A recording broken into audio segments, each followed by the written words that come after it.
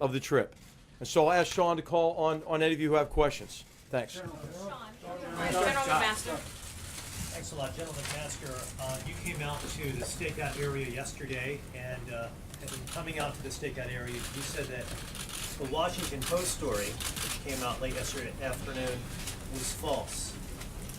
Do you stick by that assertion? Do you think that every element of that story is false? And do you have anything to correct in terms of what you said at the podium yesterday afternoon? No, I stand by my statement that I made yesterday.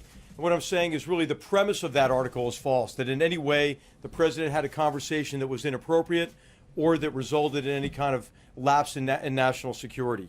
And so I think the real issue, and I think what I'd like to see really debated more, is that our national security has been put at risk by those violating confidentiality and those releasing information to the press that could be used connected with other information available to make American citizens and others more vulnerable.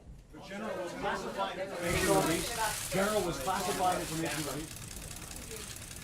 Sir, can you tell us if Prime Minister Netanyahu will join President Trump at the Western Wall, and does the president believe that the Western Wall is part of his movement? Part of his what? I'm sorry.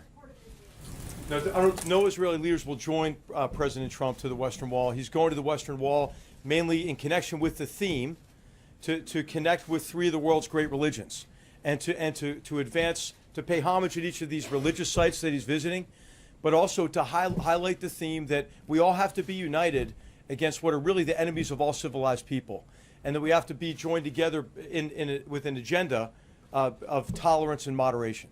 General, I just want to try to dig into some details of this reporting on the president's conversations with the Russians. Are you denying that he revealed information that was given to the U.S. by an intelligence partner?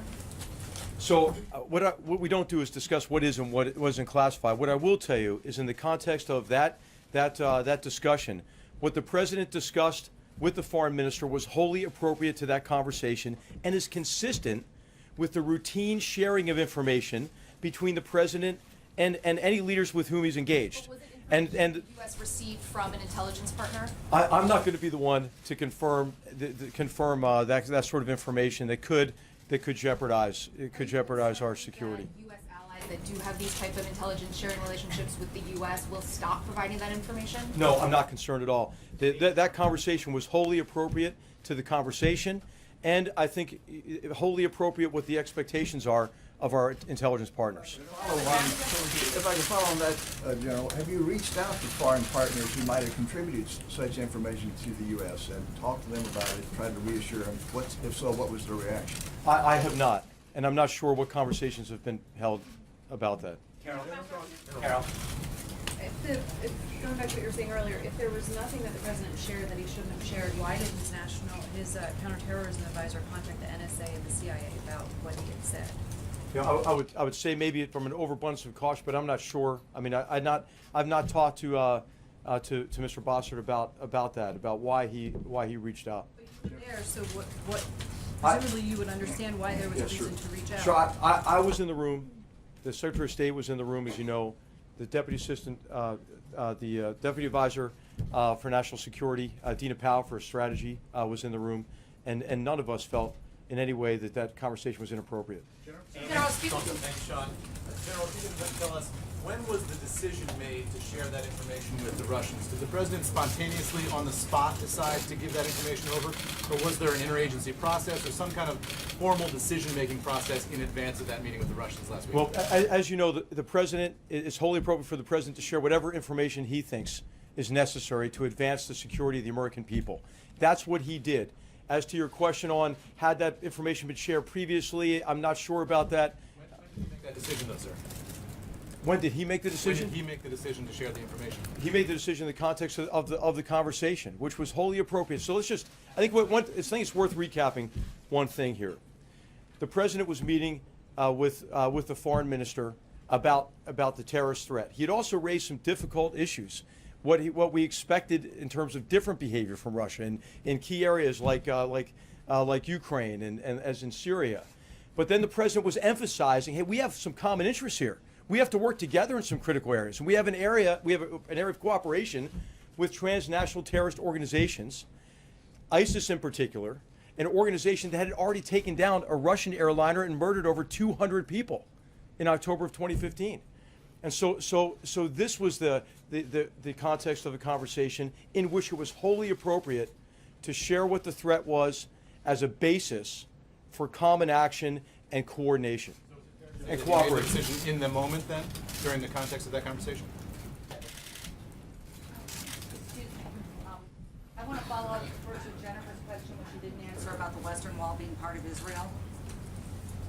Oh, that sounds like a policy decision for and that's the president's intention.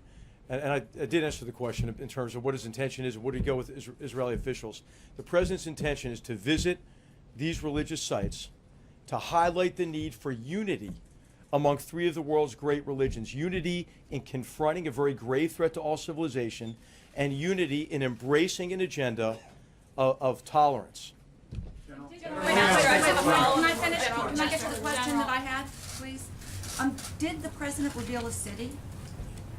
And that, I mean, the spin is that the president revealed the name of the city, and that gave away information that undermined an ally. Okay, I will answer that. Okay, so all of you are very familiar with the threat from ISIS. All of you are very familiar with the territory it controls. If you were to say, hey, from where do you think a threat might come from territory that ISIS controls, you would probably be able to name a few cities, I would think. And so it was nothing that you would not know from open source reporting in terms of a source of concern. And it had all to do with operations that are already ongoing, have been made public for months. I think, sorry, back to my question, sir. Was this information that was shared with the Russians also the same content that was shared with our allies? And specific to this threat, which the president says was in relation to airlines, is this an imminent threat? Was there a justification for, in that moment, needing to share it with the Russians? Yeah, I don't want to get into specifics of what exact information is shared with what exact allies, but information on this topic of the threat to aviation was shared with multiple allies, and as you know, there are already policies being put in place to protect against that threat. And you and many others have reported widely on this. Something that our allies did not. Is that what you were saying? In terms of the specifics, I have no basis for comparison on what was shared with what country. But I will tell you that it was our impression of all of us that were in the meetings, I've mentioned already, that what was shared was wholly appropriate given the purpose of that conversation and the purpose of what the president was trying to achieve through that meeting. But there's no imminent threat. General, when you came out after the story broke, you said that the president did not disclose any sources or methods. He did not reveal anything about military operations. Why were you denying things that were not even reported? What the report said is that the president revealed classified information that had been shared by one of our allies in the Middle East. So the question is simply a yes or no question here. Did the president share classified information with the Russians in that meeting? And as I mentioned already, we don't say what's classified, what's not classified. What I will tell you again is that what the president shared was wholly appropriate.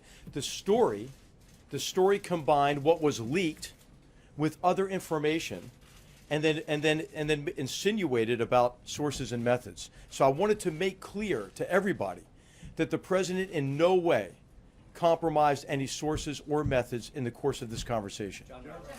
General, you do say, though, that national security has been put at risk by the leak of this.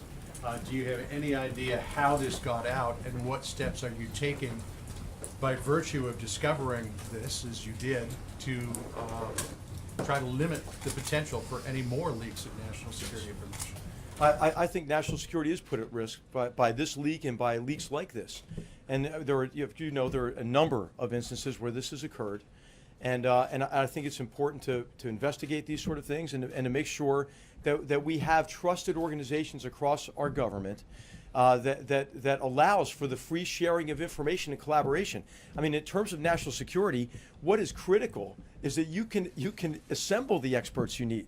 You want a bigger group, right, for any of these complex problems because you need their expertise. You need the tools that they bring to bear from different agencies and departments. And so what we really have to do is make sure we have a very high degree of confidence in all of our organizations and all of our systems and processes so we can do what we need to do for the president. which is give him our best advice and give him options to deal with these very complex problems. Clearly, you can't have that confidence by virtue of what happened yesterday. So do you have an idea of how this got out, and how can you tighten up the ship, as it were, to ensure, from your perspective at least, that this stuff doesn't get out? Well, I think it's incumbent on all of us to bring in the people with the right authorities and the right mandate to take a look at how this leak occurred and how other breaches may have occurred as well. General McMaster. Thank you. General McMaster, to put a finer point on it, is there now an active investigation into how this information was leaked? And can you tell us about who's running that investigation? And I also would like to ask you, given that President Trump is now going to be meeting face-to-face with literally dozens of foreign leaders, if there are sensitivities to his discretion in what sort of information to decide to declassify, how is that something that you are advising him ahead of this foreign trip? Yeah. Well, I mean, there are no sensitivities in terms of me or anybody who's been with the president in many of these engagements. He shares information in a way that is wholly appropriate. And I should just make maybe the statement here that the president wasn't even aware, of where this information came from. He wasn't briefed on the source and method of the information either. So I'm sorry, this is going to be the last question because we do have the president of Turkey coming, I think momentarily. Thank you very much.